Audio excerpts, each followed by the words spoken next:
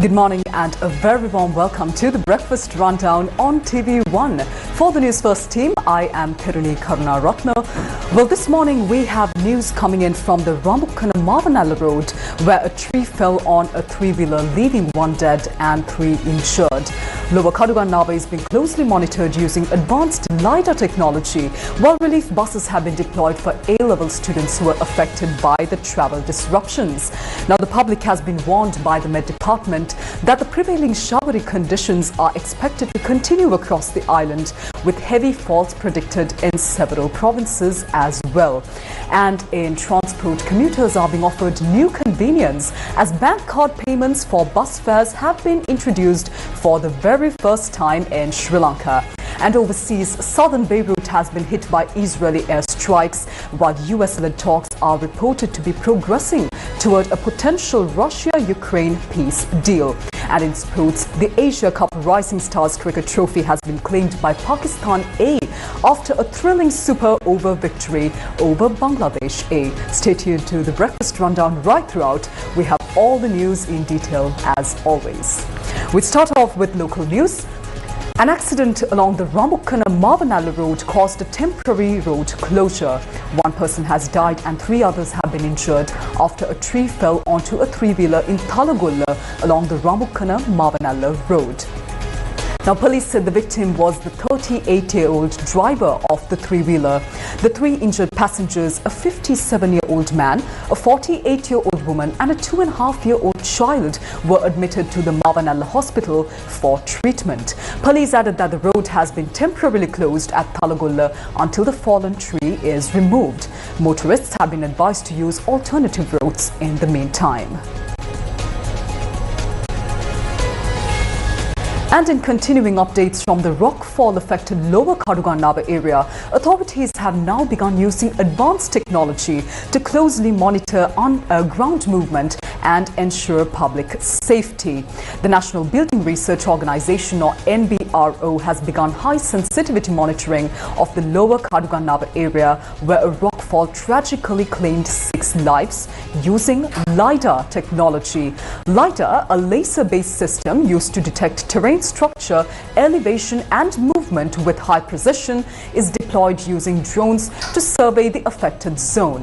Now, Director of the Landslide Research Division of the NBRO, Dr. Jayatissa, stated that the ongoing research will enable experts to recommend scientific and long-term solutions for the site.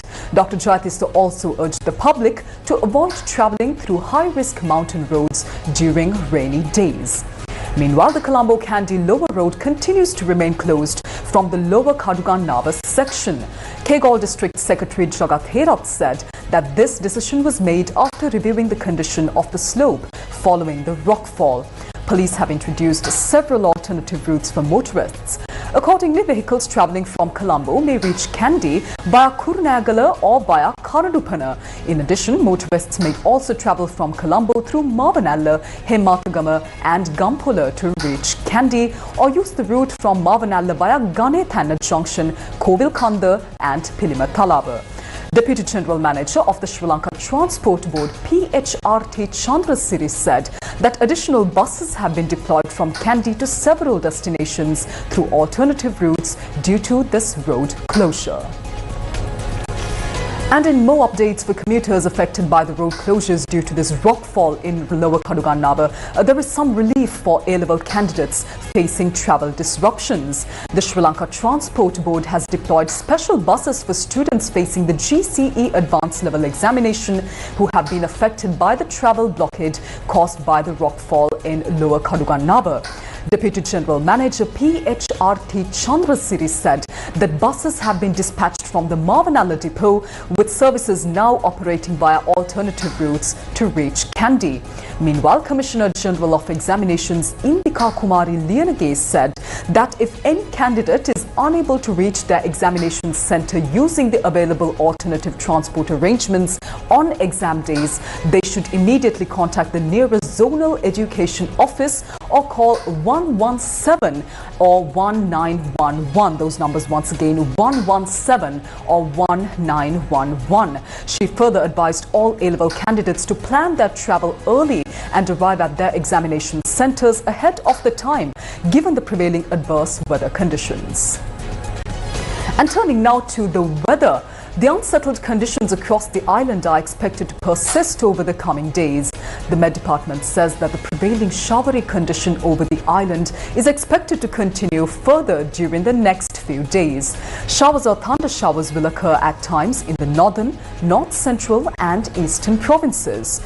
Showers or thunder showers will occur in the other areas of the island after 1 p.m. Heavy falls above 100 millimeters are likely at some places in the western, Sabaragamuwa, southern and northwestern provinces and in the Mana, Kandy and Nuwara Eliya districts.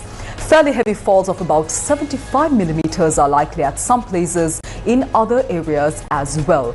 And as always, the general public is requested to take adequate precautions to minimize damages caused by temporary localized strong winds and lightning during thunder showers. And in some good news for bus commuters this morning, Sri Lanka is rolling out a new digital upgrade for public transport. For the first time in Sri Lanka, passengers will be able to pay bus fares using bank cards starting today. The launch ceremony will be held this morning at the Makumbara Multimodal Centre under the patronage of Minister of Transport and Highways, Bimal Ratnayaka. Now, this initiative is being implemented by the Ministry of Transport and Highways with technical consultancy from the Ministry of Digital Economy. According to Sumudhu Ratnayaka, advisor to the Ministry of Digital Economy, the first phase will enable card payments on nearly 20 bus routes. These include routes operating from Makumbara to Galle, Mathura and Badulla, and Colombo to Ampara, Kadavata to Boralla, Monaragala to Bibila, Badulla to Bandaravilla, Badulla to Mahyanganaya. He further stated that the first phase will apply exclusively to private buses. 7 public and private banks have already expressed their willingness to support this new initiative. Officials say that the new facility will help resolve issues related to returning balance to passengers while ensuring accurate revenue calculation for bus owners as well. With that, let's move on to international news for this morning.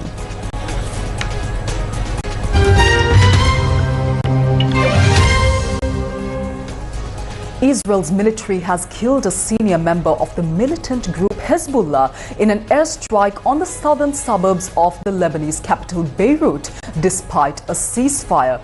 It described Haitham Ali al-Tabtabai, Hezbollah's chief of staff, as a veteran of the group who had held a series of senior positions.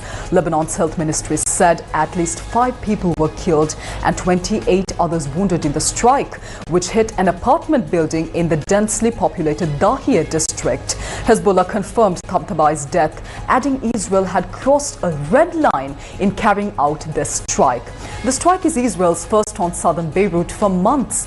It comes as Israel has escalated its campaign on people and targets it says are linked to Hezbollah, a Shia Muslim group supported by Iran, despite a ceasefire brokered by the US and France that came into effect last November. Meanwhile, US Secretary of State Marco Rubio says that a tremendous amount of progress has been achieved in talks to finalize a US proposed peace plan to end the Russia-Ukraine war. Rubio said after a meeting Ukrainian and European negotiators in Geneva, Switzerland, that however, there is still some work to be done. Let's take a look at what he had to say. I think we made a tremendous amount of progress, even from the last time I spoke to you, and I apologize for keeping you waiting, but there was more work to be done. You know, we began almost 3 weeks ago with a foundational document that we socialized and ran by both sides, and with input from both sides. And one of the things that happens when you've been involved in this now for 10 months is you get a pretty good sense of what the priorities and the red lines and the important issues are for both sides. And so that allowed us to create a foundational document which has been an ongoing working document. In fact, over the last 96 hours or more, there's been extensive engagement with the Ukrainian side, including our Secretary of the Army and others being on the ground in Kyiv, meeting with relevant stakeholders across the Ukrainian political spectrum in the legislative branch and the executive branch and the military and others to further sort of narrow these points. We arrived here today with one goal, and the goal was to take what is 28 points or 26 points, depending on which version as it continued to evolve, and try to narrow the ones that were open items. And we have achieved that today in a very substantial way. Now, obviously, like any final agreement, they'll have to be agreed upon by the presidents, and there are a couple issues that we need to continue to work on. But I think the report today is that I think today was worthwhile. It was very, very, it is probably the most productive day we have had on this issue, maybe in the entirety of our engagement, but certainly in a very long time. But work remains, and because this continues to be a working process, I don't want to declare victory or finality here. There's still some work to be done, but we are much further ahead today at this time than we were when we began this morning.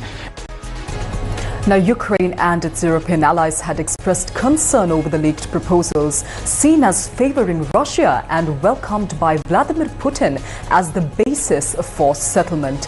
Zelensky had said Ukraine might face a very difficult choice, either losing dignity or rather risk losing a key partner.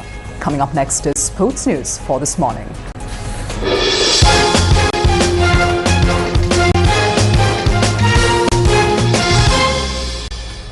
In sports news, the Pakistan A team lifted the Asia Cup Rising Stars Cricket Trophy for the third time, defeating Bangladesh in a thrilling final. The final of the 2025 Asia Cup Rising Stars Cricket Tournament held in Qatar saw Pakistan A bat first, scoring 125 runs in 20 overs after losing all their wickets. Chasing the target, Bangladesh A also managed 125 runs for the losses of 9 wickets in 20 overs, resulting in a tie.